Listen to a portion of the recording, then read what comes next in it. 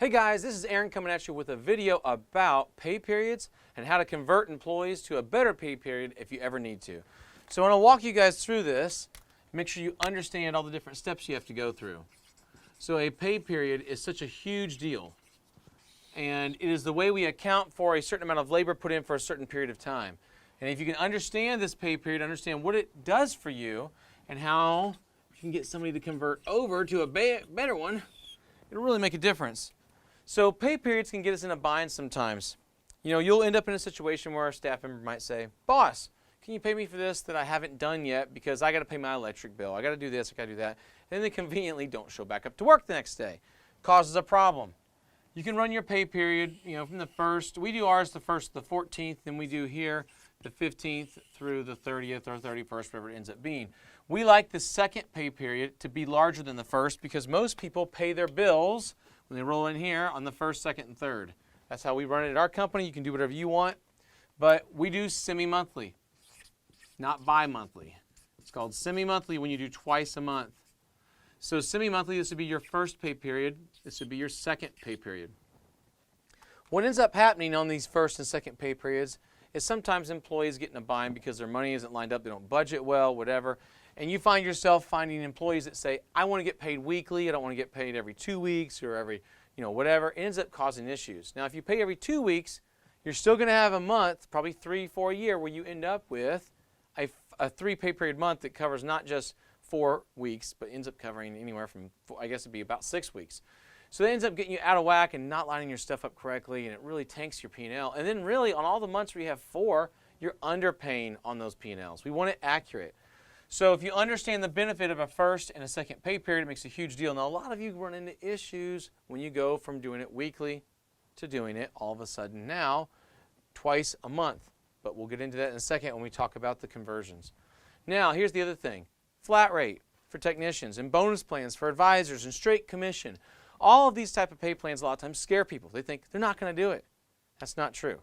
It's very easy to convert somebody over. It's very easy to get somebody to go to the other way if you can just show them how they can make more money. A lot of you were treated poorly on flat rate or straight commission as an advisor or whatever you were at your last job, and you think, "I'll never do that to my people." What ends up happening is you end up messing them up and not giving them a chance to grow themselves. I promise you can do it better. You can crush it. You can make a lot more money, but you got to see this differently. So I'm going to bring somebody in here to help me with this, and he's going to help give us some explanation on how we can convert people and get people to just see it from the other side, help us get to that next level. All right, so Guy, if you can come in here with me. That was a little awkward. A little awkward. Moving on. So what we're going to do is we're going to discuss converting people over and flat rate and everything else. So I've kind of hit just the pay periods and the basics, but now we're going to explain how this really can start to get kind of hairy with some of our employees that aren't good at managing their money, aren't good at understanding how they get paid. A lot of people literally think they make more when they're paid every Friday. I don't know why, but they can't do math. But we've had it. We've had it. We've had it. But I don't get it. I just don't make as much money. Well, you actually do, Bob. Quote more. So what we want to make sure we get these guys to see is how it benefits them. So one of the biggest ones, taking a technician from hourly to flat rate. Right. Okay. People just, their hair's on fire when we bring this up. So let's talk about it. Okay. So just ways to do it, basically? Yeah, and we'll talk about, this is our hourly tech. Right. Look at our flat rate tech. He's taller, He is. more handsome. Mm-hmm. No shoulders. He's able to put out way more work. But the real issue is this guy is incentivized. This guy's not. Right. He's driven because he can benefit his family more. So you've had this pushback. You've had to hire people like this or convert people. What has been one of the ways you've gotten around to doing this? I've had guys tell me I actually make more or am more productive when I know what's coming in every week. Oh, that's the biggest lie. Bull butter. So basically what we've done, most of the fear that happens with that is what if I can't turn enough hours? What we do is typically give them we'll give them a short guarantee. We'll give them a 40-hour a week guarantee for the first month, and then we'll taper that back. The second month it'll be 30 hours, and then the third month it'll be 20 hours. and then that's it. So 40 hours a week. So then in July, you would tell them it drops to 30 hours a week. Yep. And then August, 20. 20 hours a week. And then it's gone when we get to September. It's all gone. So typically what happens is they'll kill it here anyway. And I'll tell them, hey, it doesn't mean you're capped at 40. It means if you blow past 40, you're going to get paid what you turn. And man, 9 times out of 10, I'd say 99.9% of the time, by this month, I'm not doing this. There's no safety net needed. They're blowing past it. They're turning way more than 40 hours a week, and they forgot about it by this time. So I think maybe I can remember once where a tech was kind of sitting back and hitting this, and by that time I know, hey, things aren't working out, man. We've got work. You know, it's not like you're sitting around twiddling your thumbs. There's work to be done. You're just not getting through it. So we've got an issue. But most times they fly. You know, you give them that incentive, you give them that little bit of safety net, and they take off. And one of the things I've seen, whenever you're getting somebody to go from this position to this position, they're really, you know, they're kind of becoming this better version of themselves where they can fly on their own. When they're converting over and you do this with them, if you go measure it and everybody sees you writing their numbers up on a dry erase board like we're doing here, all of a sudden they go, crap, the boss is serious. Yeah. You're not playing. Yep. This actually is going to happen. And they start, by the second, third week of June, getting super serious. The first week, they almost don't believe you. Oh, the boss will forget about it. Mm-hmm. And then they start believing you, and they really start performing when they roll into here. And then you're right. They don't even worry about it right now. Yep. And they go into and people will tell us all the time, well, Aaron, they'll quit. Clients that we've coached, they'll quit me. And I think the biggest issue is a lot of times they think, I pay him $22 an hour now. I got to pay him 22 hours flat rate, or $22 flat rate. They could actually bump it all the way to $30 flat rate sometimes and pay him more because the guy currently is only turning 20, 25 hours a week because he's hourly. Yep. And they think he won't go any faster. And then every time they do. Yep. And that's a great way to incentivize him to move to flat rate is, let's say he's a $20 an hour hourly person, and you give them, I'm going to pay you $25 an hour flat rate. And they don't do math well. They're blown away by that number. Holy crap, I got a raise. And then they go nuts, and they make the most money they've ever made, and they make you way more money than they've ever made you. So.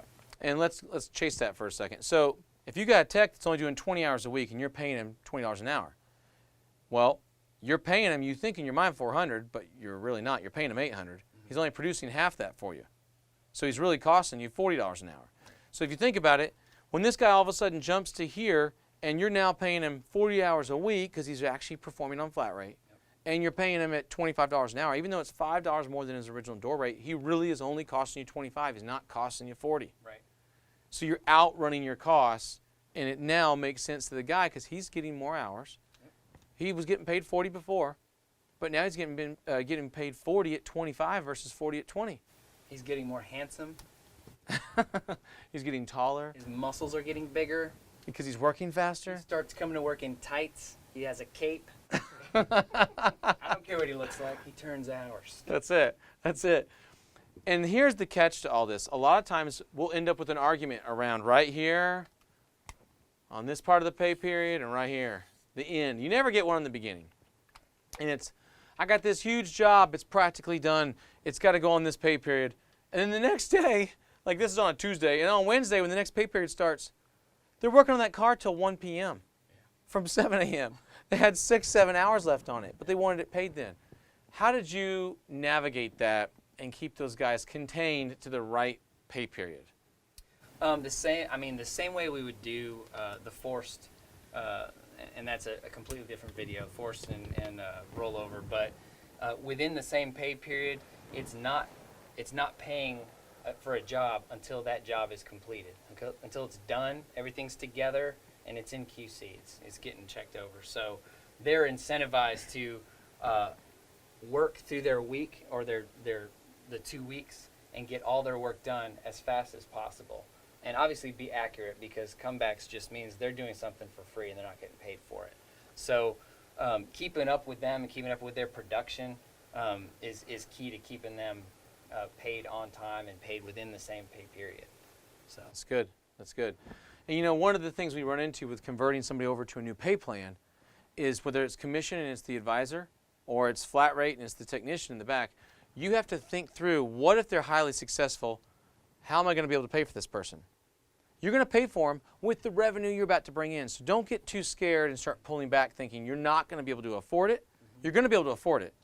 But the part you got to pay attention to is when this new pay plan is incredibly successful, are you prepared emotionally to actually pay it? A lot of guys are like, holy crap, he's making too much dang money. yeah, Well, he may be worth it. She may be worth it. They may deserve to crush it. And you got to work that math on the front side all the way out, make sure you're okay with it if they're incredibly successful. And if they're not, that you're not going to step in and give them a guarantee when obviously they're just not a performer. They're not a great fit for your team. right. Can't let them push you around. No. And it's going to happen. You got to contain them to the correct pay periods, guys. You got to make sure it lands the right way, and then you got to fade them into it. And obviously, flat rate is the most contentious. That's the biggest one to discuss. So that's why we brought it up and used it as the example. Make sure you understand this. Make sure you understand how to get your staff on board and that you fade them into it. Don't jerk them around. Be there for them. And if you get to a spot where they only turn 20 hours one week or maybe even 30 and you want to give them 35, you can do that. You can be generous. The point is you're working them down a path until eventually, 4 months down the road, you're not having to keep guaranteed this guy. And then they're able to perform on their own, hit levels they've never hit before, and they get a raise. They make more money. Absolutely. Everybody wins. Everyone wins. All right, guys. We will see you On the next video. That's right.